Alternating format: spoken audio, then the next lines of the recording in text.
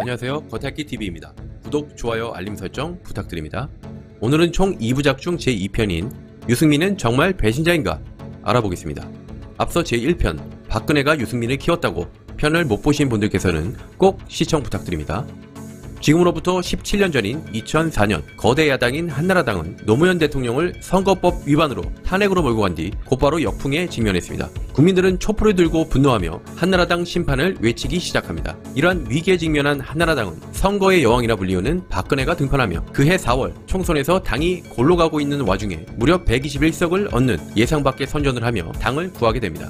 그리고 2005년 박근혜는 제17대 비례대표 초선인 유승민에게 비서실장을 맡아달라는 끈질긴 제안 끝에 유승민이 직원을 해도 된다는 조건하에 이를 수락하며 둘 사이의 악연은 시작됩니다. 하지만 박근혜는 쓴소리를 서슴지 않았던 유승민을 끝내 포용하지 못했고 둘 사이의 틈이 벌어지기 시작했습니다. 특히나 대선을 1년 앞둔 2011년 당시 대세론을 형성하고 있던 박근혜는 당 전면에 조기 등판하는 것을 꺼려하고 있었습니다. 친박계로 분류되던 유승민 최고위원은 한나라당의 지난 서울시장 선거에서의 패배 그리고 디도스 사태 때 당의 무기력한 대처에 책임을 느끼고 국민들께 사죄하며 당 지도부에서 물러났고 이어 원희룡, 남경필 최고위원의 연이은 사태를 촉발 결국 홍준표 대표 체제가 붕괴되고 박근혜가 비대위원장을 타이로 맡게 되면서 박근혜는 행여나 18대 총선 실패로 인해 본인의 대권 행보가 꼬일 것에 대한 우려로 심기가 불편해졌습니다. 이 상황을 쉽게 설명하자면 박근혜는 이미 대세론을 형성하며 대권을 향해 순항 중이었는데 당이 나락으로 가고 있는 시점에 본인이 전면에 나서 18대 총선을 지휘했다가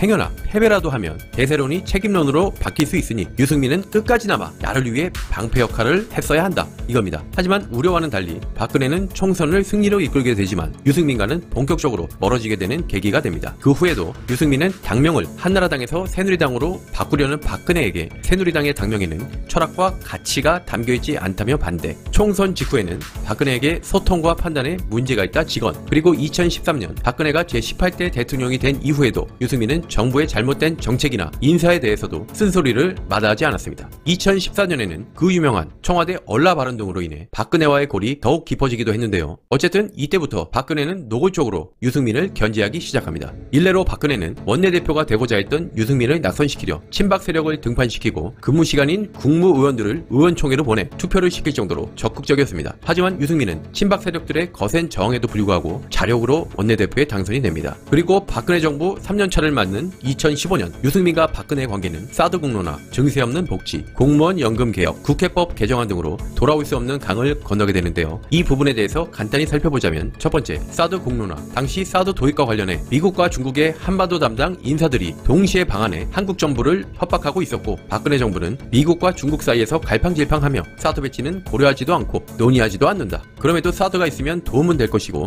주한미군이 자체 예산으로 배치하는 것은 딱히 반대하지 않는다며 전략적 모호성 컨셉을 취했는데요. 유승민 원내대표는 이를 두고 안보와 직결된 문제이니 사드 배치를 공론화해서 배치를 강행하자 주장하며 청와대와 당내 친박 세력들과 대척하게 됩니다. 훗날 이 사드 배치 문제는 중국에게는 이미 처참하게 경제 보복을 당하고 차기 대통령 선거 기간 중 은밀하게 배치되며 박근혜 정부는 명분과 실리를 모두 잃은 실패한 정책이라는 평가를 받습니다.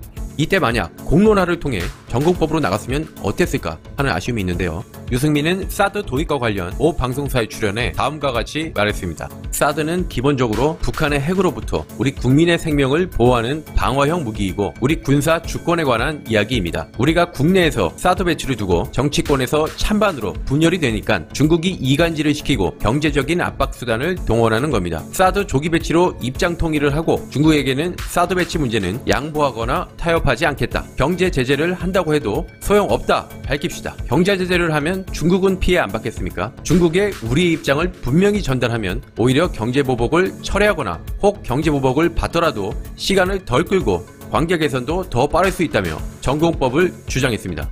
두 번째, 증세 없는 복지. 증세 없는 복지는 박근혜 정부의 공약이자 제1정책이었습니다. 이러한 유토피아적 공약은 오죽하면 대선 당시 경쟁 상대였던 문재인조차 증세 없이 복지가 가능하겠습니까? 라고 물을 정도로 상식에 부합하지 않는 포퓰리즘이었는데 이에 박근혜는 제가 대통령이 되면 할 겁니다 라고 답했습니다.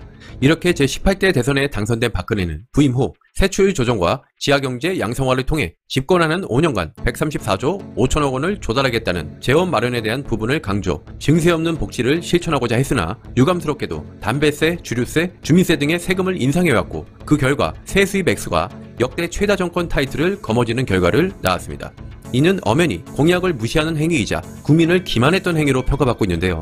특히나 담배값 인상, 2013년 연말정산 쇼크 등으로 인해 박근혜 정권은 복지 없는 증세라는 비아냥을 듣기도 했습니다. 결국 2015년 4월 8일 유승민은 교섭단체 대표로 국회에서 증세 없는 복지는 허구라며 비판하고 박근혜 정부와 집권여당인 새누리당 공약인 공약가계부 134조 5천억을 지킬 수 없다는 점을 반성하다며 지난 3년간 예산 대비 세수 빵꾸가 22조 2천억 원임을 국민들께 솔직히 고백합니다. 또한 정권이 바뀔 때마다 보여주기식의 반짝 성적표를 위해 추진하는 단기부양책을 과감히 버리고 대한민국 경제의 펀더멘탈을 튼튼히 할 수 있는 근원적인 정책을 추진해야 한다며 녹색성장, 4대강 사업, 창조경제가 성장의 해법이라 자부할 수 없다며 경제학자 출신다운 소신 있는 발언을 하게 됩니다. 여기에 유승민은 세월호 사태로 씻을 수 없는 상처를 입은 유가족들에게 진심을 담아 위로하기도 했는데요. 당시 유승민의 이러한 용기 있고 소신 있는 발언은 청와대와 친박 세력을 제외 여야는 물론이고 국민들에게 큰 박수와 갈채를 받았습니다. 하지만 박근혜는 이로 인해 유승민에 대한 감정이 쌓일 대로 쌓여 폭발 직전까지 간 걸로 알려졌습니다. 그리고 마지막 하이라이트, 공무원연금 개혁법, 국회법 개정. 공무원연금 개혁은 당시 박근혜 정부가 가장 의지를 갖던 공약이었지만 무능했던 박근혜 정부가 한 발자국도 못 나가던 것을 유승민이 민주당의 말도 안 되는 요구안들을 쳐내며 어렵게 합의를 이뤄냈습니다. 그 과정에서 유승민은 온갖 고생을 치른 것으로 알려져 있는데요. 또한 청와대를 패싱하지 않고 세부 사항들에 대해 성실히 소통하며 충분한 합의도 있었습니다. 이렇게 유승민은 야당과 합의한 대로 공무원연금개혁법을 통과시키려 했으나 야당에서 공무원연금개혁법과 더불어 문제의 국회법 개정안 끼워넣기 법안을 가지고 온 것입니다. 거기에 야당은 국회법 개정안을 패키지에 포함시키지 않으면 공무원연금개혁법에 합의를 못해주겠다며 압박. 결국 유승민은 공무원연금개혁법을 이번에 통과 못 시키면 앞으로 힘들겠다고 판단하고 야당에서 요구한 국회법 개정안을 받아들이자며 당을 설득하고 공무원연금개혁법과 국회법 개정안을 패키지로 묶어 합법적인 절차를 통해 국회를 통과시켰습니다. 이렇게 유승민은 박근혜 정부의 수건 사업을 해결해 주었지만 여기서 재밌는 점은 박근혜 정부는 훗날 본인들 최고의 업적이 공무원연금개혁법이라고 스스로 자평하기도 합니다. 하지만 막상 박근혜는 국회법 개정안은 위헌이라며 거부권 행사를 시사하고 유승민 대표를 지목하여 수위를 넘는 분노를 표출하였습니다. 당선된 후에 신뢰를 어기는 배신의 정치는 결국 패권주의와 줄세우기 정치를 양산하는 것으로 반드시 선거에서 국민들께서 심판을 해 주셔야 할 것입니다. 박근혜에 이해할 수 없는 분노에 유승민은 수고했다는 덕담을 느끼는커녕 박근혜로부터 배신의 정치라며 국회법 개정안은 위헌이라는 것에 대해 위헌의 소지가 없다며 박근혜에게 정면 반박을 했는데요. 여기서 잠깐 국회법 개정안의 내용을 살펴보겠습니다. 국회법 98조 2항 개정 전 내용, 국회는 시행령 등이 법률의 취지 또는 내용에 합치되지 아니한다고 판단되는 경우 소관부처의 장에게 그 내용을 통보할 수 있다. 여기서 내용을 통보할 수 있다를 내용을 수정, 변경을 요청할 수 있다로 변경하는 건인데요. 그리고 조금 더 디테일하게 보자면 시정 요구 자체도 여야가 합의가 돼야 하는 문제이고 만약 국회의 법률과 정부의 시행령 사이에 충돌이 생기면 대법원이 시행령의 위법성에 대해 최종 판단을 하도록 헌법에 명시, 즉 한쪽에서 요구한다 해서 무조건 수정 변경이 된다는 것이 아니고 안전벨트가 있다는 의미죠. 이러한 부분을 박근혜가 모르지 않았을 텐데요. 왜냐면 박근혜는 1998년 야당 의원 시절 중앙행정기관의 장은 대통령령 등 행정입법이 법률에 위배되거나 법률의 위임 범위를 일탈한다는 등의 의견이 제시된 때에는 정당한 이유가 없는 한 이에 따라야 한다며 더욱 강경한 내용 등을 담아 공동 발의했던 경험이 있기 때문입니다.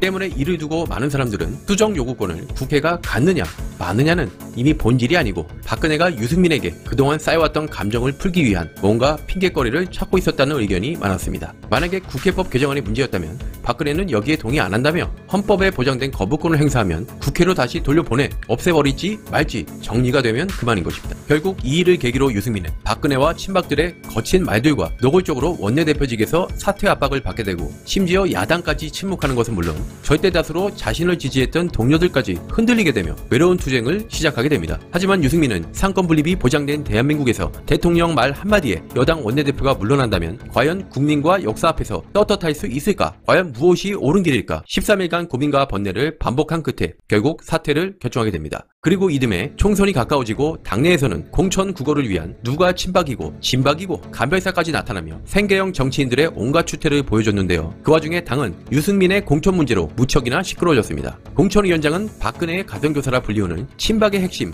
이항구가 되고 청와대의 주문대로 공천관리위원들이 선출되며 유승민의 공천을 과거 국회 연설이 당의 정체성과 맞지 않는다는 억지 논리로 차일피일 미루더니 유승민과 뜻을 함께했던 개혁보수 성향의 의원들부터 무자비하게 학살하기 시작합니다. 그리고 아무런 결정도 내리지 않는 채 언론 플레이를 하며 유승민이 자진 탈당하기만을 집요하게 압박했습니다. 결국 박근혜의 증오심이 표출된 공천 막장 드라마는 유승민 찍어내기로 종결됐습니다. 이러한 추한 모습을 두고 주요 언론들은 통치권에 무릎 꿇은 집권당, 국정 포기했나, 유승민 밀어내기, 정치사의 수치로 남을 것, 유승민 축출, 막말 비례로 끝난 새누리당의 막장 공천, 대통령 눈밖에 난 유승민, 탈당으로 몰아간 여당은 공당 자격이 없다. 이렇게 위기에 몰린 불굴의 유승민은 대구에서 무소속 출마 선언을 하게 되는데요. 이를 두고 청와대는 입장 없다 발표했지만 내부적으로는 진즉 안자라고 뭐했냐며 불만이 팽배했답니다. 그리고 유승민은 다음과 같은 명연설을 하게 됩니다. 권력은 국민으로부터 나온다. 국민 권력을 천명한 우리 헌법 1조 2항입니다. 어떤 권력도 국민을 이길 수는 없습니다. 보수의 적자, 대구의 아들답게 정정당당하게 나아가겠습니다. 뜻을 같이 했다는 이유로 억울하게 경선의 기회조차 박탈당한 동지들을 생각하면 제 가슴이 미어집니다.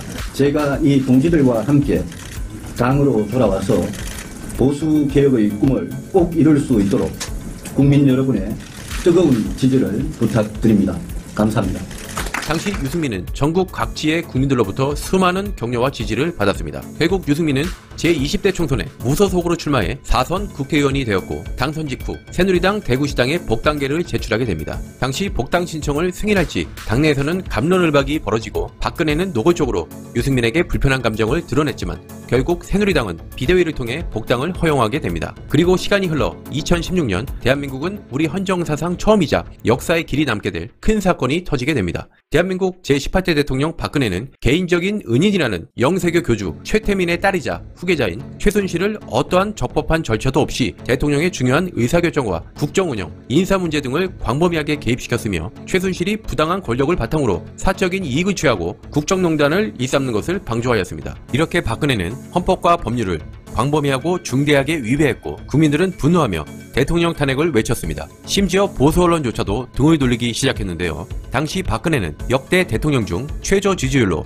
IMF 외환위기 때보다 낮을 정도로 사실상 이미 국민이 탄핵했다고 할 정도였습니다. 그리고 2016년 12월 9일 국회에서는 박근혜 대통령의 탄핵안이 찬성 234표, 반대 56표, 기권 2표, 무효표 7표로 탄핵소추안이 가결되고 2017년 3월 10일 헌법재판소는 국회에서 탄핵소추가 의결된 날로부터 90일 만에 재판관 전원 일치로 박근혜 대통령에 대한 탄핵 결정을 내리며 파면시켰습니다. 그리고 세월이 흘러 극우 세력은 지금까지도 선거철만 되면 탄핵에 찬성한 정치인들을 배신자라 부르고 특히나 유승민에게는 더욱 가혹합니다. 여기서 제가 묻고 싶습니다. 자칭 친박이라 자부하던 사람들은 박근혜 정부가 침몰할 때까지 도대체 무엇을 했습니까? 그들은 과연 박근혜와 최순실의 관계를 몰랐을까요? 누구 하나 소신있게 나서서 박근혜에게 쓴소리도 못했던 사람들이 과연 충신이었을까요? 그리고 세상이 잠잠해지자 어르신들 뒤에 숨어 배신자 프레임을 이용해 자신들은 친박이라는 타이틀로 정치 수명을 연명하고자 하는 짓 부끄럽지 않습니까? 그리고 혹자는 이렇게 말합니다. 탄핵 찬성은 그렇다 쳐도 유승민은 새누리당을 버리고 새롭게 창당을 하며 보수를 버리지 않았느냐?